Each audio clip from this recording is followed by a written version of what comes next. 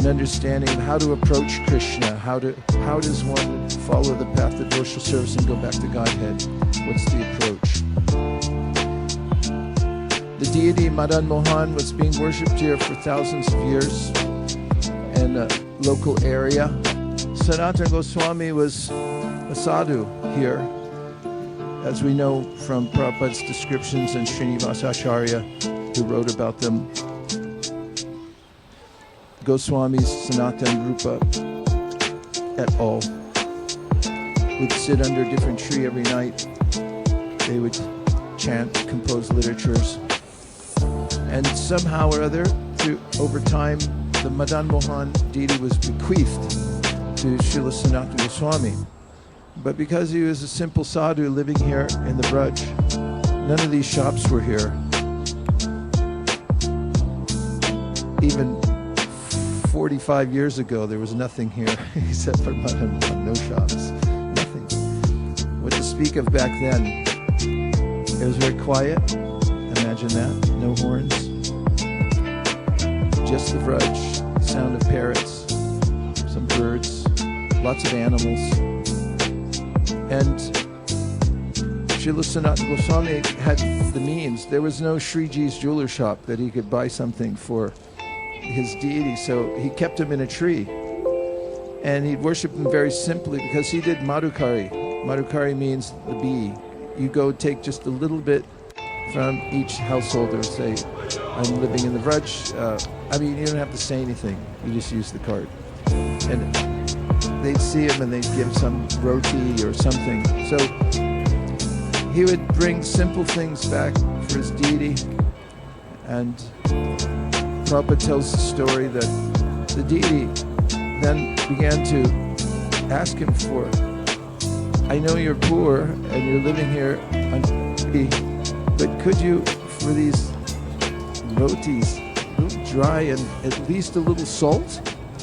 And Prabhupada says this was Sanatana Goswami's intimate dealings with Madan-Mohana, that, my Lord, please, I'm trying to serve you here, and you ask for salt, next thing you want little ghee, who knows what else?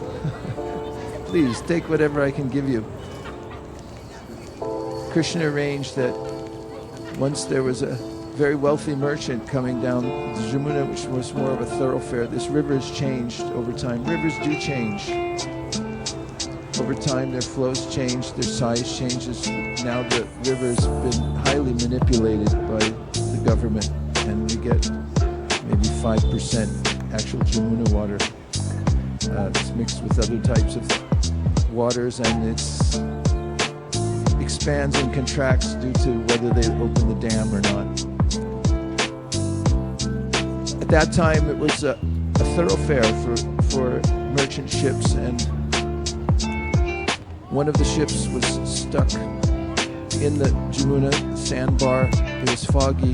He needed help, and Sanatana, out of goodwill, being the only one nearby, came and helped him by use of some lamp and helped to free the ship from its precarious position. And afterwards, that merchant was so indebted to him and saw that he was a sadhu living under a tree with the deity, said, as soon as I take my goods to the market and I make a profit, I'm going to come back here and build your deity a temple.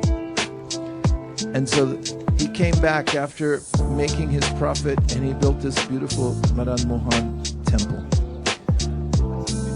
At some point, the Goswami's deities were moved to various places, especially to Jaipur, to be out of harm's way because there are so many attacks here.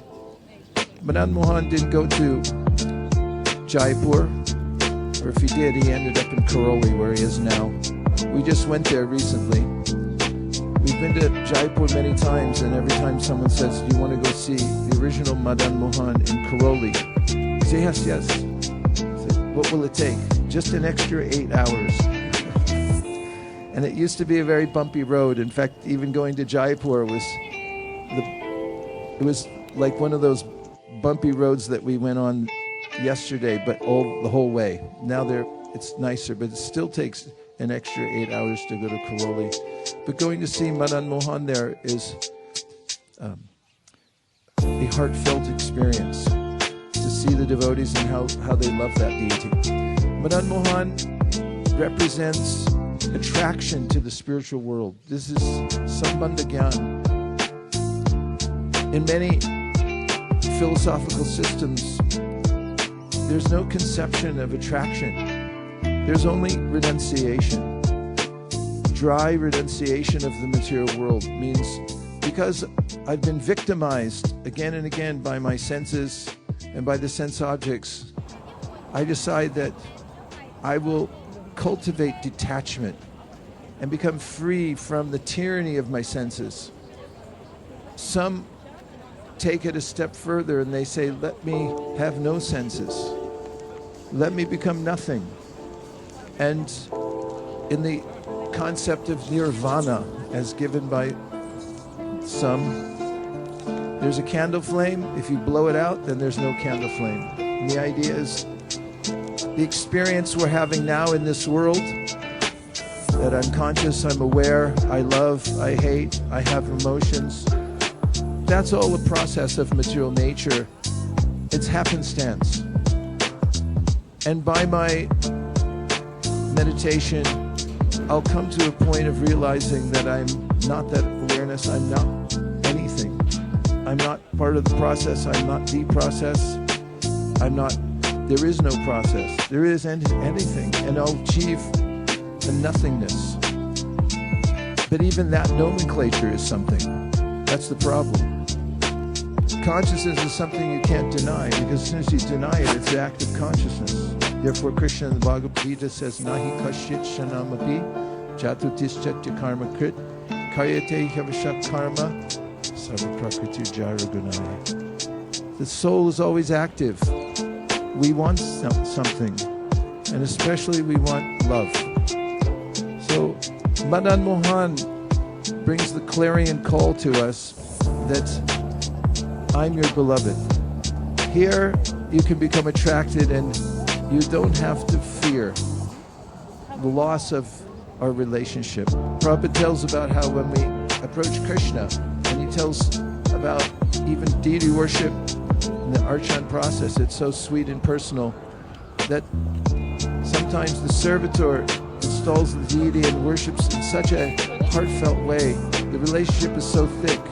He mentions in a purport that after that servitor passes away, the deity performs the pinda ceremony for his servitor out of love for the